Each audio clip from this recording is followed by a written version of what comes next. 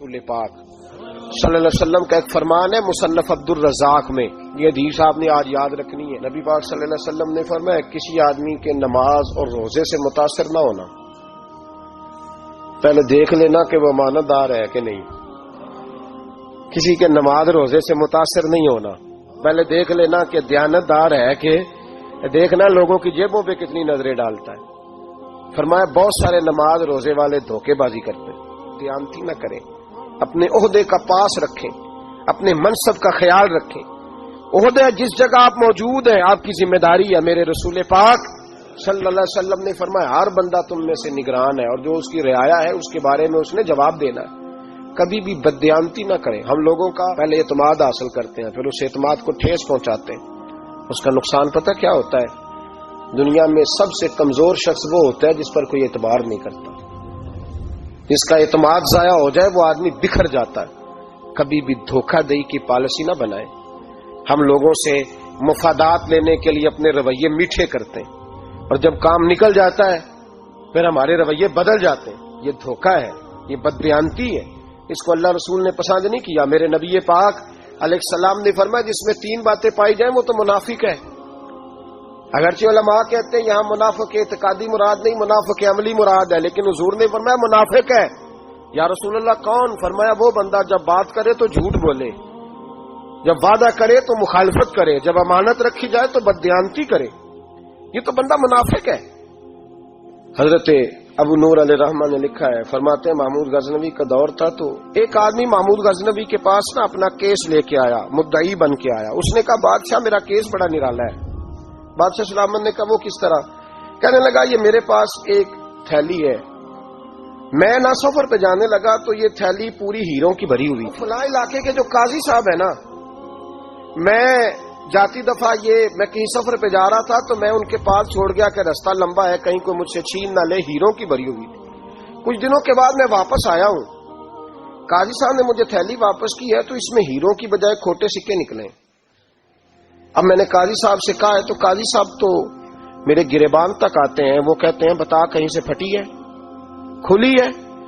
وہ جس طرح ٹانکے لگا کے تو نے سی تھی اسی طرح لگے ہوئے ہیں کہ نہیں؟ تو حضور لگے بھی بالکل اسی طرح ہے، نہ پھٹی ہے نہ کھلی ہے۔ اب میں لٹ گیا ہوں، میری کل عمر کی کمائی ضائع ہو گئی، کھوٹے سکے کہاں اور ہیرے کہاں؟ تو مہربانی کریں، اور آپ کی بارگاہ میں اللہ رسول کے نام پر حلف دیتا ہوں کہ میں ہوں بالکل سچا۔ محمود غزنوی کہنے لگے تو جا، تھیلی چھوڑ جا، اور جب میں تجھے بلاؤں گا پھر دوبارہ آنا۔ شخص چلا گیا۔ محمود غزنوی اٹھے، دربار برخاست کیا، لوگوں سے کہنے لگے چلے جاؤ، میں 3 دن کے لیے سیر کرنے جا رہا ہوں، 3 دن کے بعد لوٹوں گا۔ اکیلے جب رہ گئے نا محمود دربار میں تو محبوب نے چھری منگائی۔ وہ جس تخت پہ بیٹھتے تھے وہاں گدا بچھا ہوا تھا، یہ گدا پڑا ہے نا، گدا بچھا ہوا تھا۔ محمود نے چھری کے ساتھ اس کو پھاڑ ڈالا اور چھری جیب میں رکھی نکل گئے۔ کہنے لگے میرے بعد کوئی میرے دربار والے احاطے میں داخل نہ ہو۔ محمود چلے گئے۔ اب وہ صفائی کرنے والا جب آیا نا، اس نے آ کے دیکھا تو گدا تو پھٹا ہوا ہے۔ اس نے شور ڈال دیا، پہرے دار بھی آ گئے، فلاں صاحب بھی آ گئے، فلاں صاحب۔ اس نے کہا وہ خدا کے بندو اس کا گدا پھٹ گیا ہے، وہ تو مال ڈالے گا۔ اس نے کہا تھا سوائے صفائی اور نگرانی والے کے دوسرا آئے کوئی نہ، اور یہاں آیا بھی کوئی نہیں، پہلے دن ہی پھٹا ہوا ہے تو لٹکا دے گا سب کو، کیا کریں؟ شور ہو گیا، سارے دربار کے ملازمین اکٹھے ہو گئے۔ ایک بندہ بولا، کہنے لگا فکر نہ کرو، میں کیسے بندے کو جانتا ہوں، اس طرح سیے گا کہ جس نے پھاڑا ہوگا اسے بھی پتہ نہیں چلے گا کہاں سے پھٹا تھا، ایسا بہترین رفو کرے گا کہ پتہ بھی۔ اس نے کہا یار ہم سارے 1 مہینے کی تنخواہ دیتے ہیں، تو بندہ بلا۔ وہ بلا لیا اس کو، اس کا نام محمد رفو گر تھا۔ وہ آیا، اس کو گدا دکھایا، اس کا یار اس طرح سینہ پتہ نہ چلے۔ اس نے کہا فکر ہی نہ کرو، میں بڑا کاریگر ہوں۔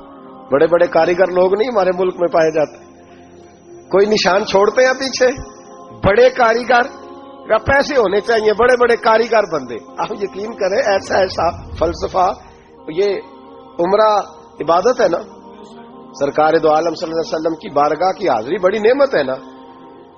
تو سعودی گورنمنٹ نے پابندی لگا دی، خیر ان کی بھی زیادتی ہے، اس طرح کی پابندیاں شریعت اسلامیہ میں جائز نہیں۔ اللہ کے گھر مسلمان جب چاہے جا سکتا ہے، لیکن وہ کہتے ہیں یہ 2000 ریال دے جس نے 2 سال بعد بھی آنا ہے۔ انہوں نے پابندی لگائی تو ہمارے ایجنٹوں نے بھی کئی خاص ٹریننگ حاصل کی ہوئی ہے، پتہ نہیں کہاں سے سیکھ کے آئے، انہوں نے بھی رستہ نکال لیا۔ ایک صاحب سے میں نے کہا کہ جناب وہ 2000 ریال لگ گیا تو کیا کرنا ہے؟ کہنے کوئی مسئلہ نہیں، پاسپورٹ نواں بنوا لو، گنجائش ہے، یعنی ہر شے کا حل ہے۔ تو میں نے کہا یار اب عمرہ کرنے جاتے وقت بھی بندہ دھوکہ دے کے جائے، اللہ کے گھر جاتے وقت بھی اس طرح کی حرکت کرے، کیا حال ہو گیا؟ ہر چیز کا لوگوں نے حل نکال لیا، ہر چیز کا لوگوں نے سٹائل بنا لی۔ ایسا نہ کریں، یہ درست نہیں۔ احمد رفو گر کہنے لگا اس طرح سیوں گا کہ پھاڑنے والے کو بھی پتہ نہیں، ان کا پیسے لے یار تو سی دے۔ اس نے سی دی، اگلے شام ہی لا کے بچھا دیا گدا۔ تیسرے دن بادشاہ سلامت آئے، آ کے پہلی نظر گدے پہ ڈالی، اس نے بلایا سب ملازمین کو، کہا کس نے سیا ہے؟ کہا جناب کیا ہوا؟ کہا یہ پھٹا ہوا تھا۔ کس نے؟ کہا نہیں پھٹا ہی نہیں۔ وہ کہنے لگے بنو بات، میں خود پھاڑ کے گیا تھا، تو بتاؤ صحیح سیا کس نے ہے؟ کہا جناب آپ پھاڑ کے گئے تھے تو بتایا کیوں نہیں؟ فرمانے لگے اسی لیے تو بتایا نہیں تھا کہ تم خود تحقیق کر لو، بلاؤ بتاؤ سیا کس نے؟ تو بلا لیا، احمد رفو گر آ گیا۔ اس کو جب بلا کے سامنے بادشاہ کھڑا کیا، کہا بھائی تم نے سیا ہے؟ کہنے لگا حضور آپ کے سارے ملازم کٹھے ہو کے آئے تھے، میری غلطی کوئی نہیں۔ کہا نہیں یار تو بڑا کاریگر ہے، میں نے اپنے ہاتھ سے پھاڑا تھا پر مجھے بھی نہیں پتا چل رہا کہاں سے پھٹا تھا۔ اچھا یہ بتا یہ تھیلی جو ہے یہ بھی تو نے سی تھی؟ اس نے کہا جی آپ کے خادم کا ہی کارنامہ ہے، وہ فلانے علاقے کے قاضی صاحب آئے تھے، اس میں سے ہیرے نکال کے تو کھوٹے سکے بھرے تھے، تو مجھے بھی تھوڑا سا حصہ ملا تھا۔ محمود نے سارے گواہ بھی اکٹھے کر لیے، ثبوت بھی اکٹھے کر لیے۔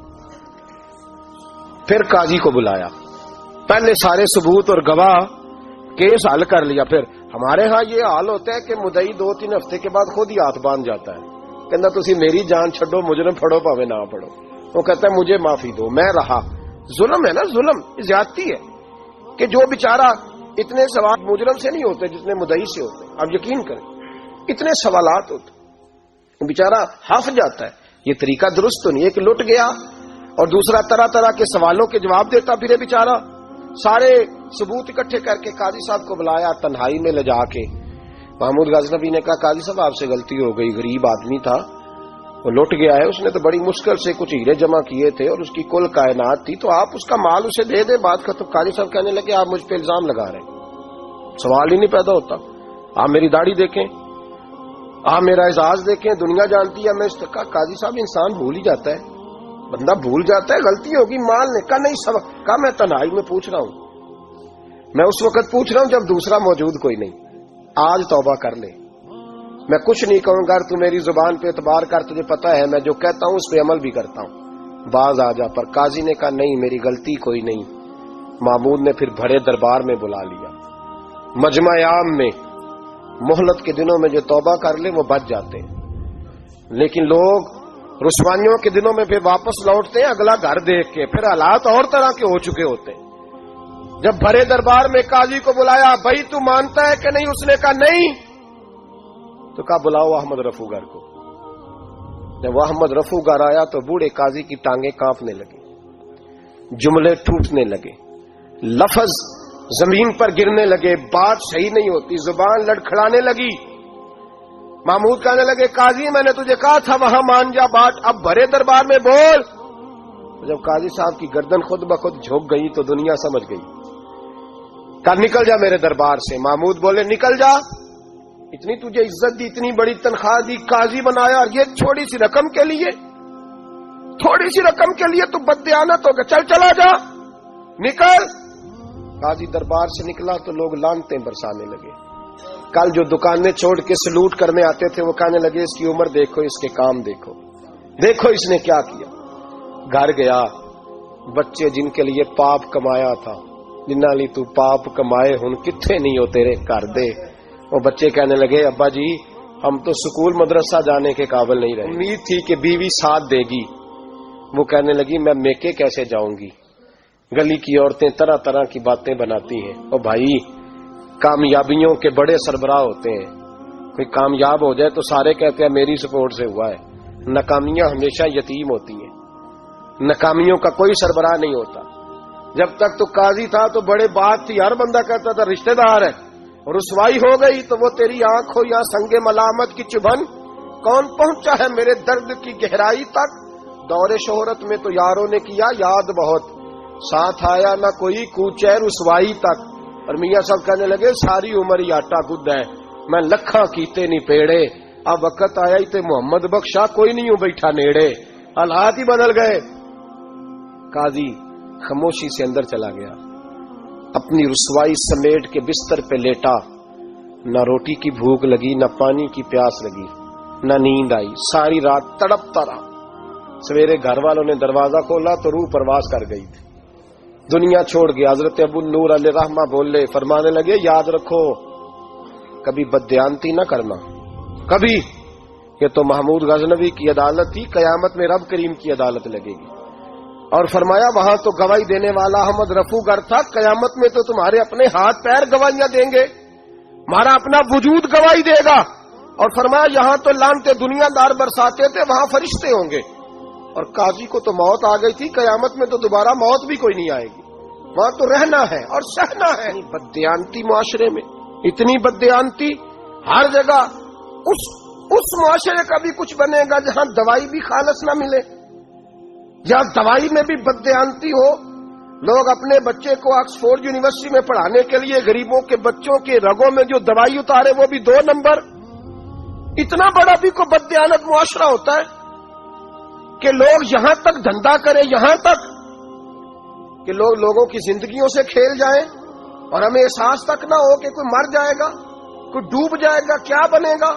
اور جس نے وہ رجسٹر کی دوائی کی، اس نے 2-4 لاکھ روپیہ لیا اور اس نے یہ نہیں سوچا کتنے انسان میری وجہ سے مریں گے۔ قتل صرف یہ تو نہیں ہوتا گولی مار کے مار دینا، لوگوں کی زندگیوں سے لوگ کھیل جاتے ہیں، لوگ تباہی کر جاتے ہیں، لیکن بددیانتی سے باز نہیں آتے۔ میرے رسول پاک علیہ السلام کے غلاموں، نبی پاک صلی اللہ علیہ وسلم نے ذرا سی بددیانتی، اور صحابہ کا یہ مزاج تھا، اتنی سی بھی کبھی ان سے غلطی ہوتی تو تڑپ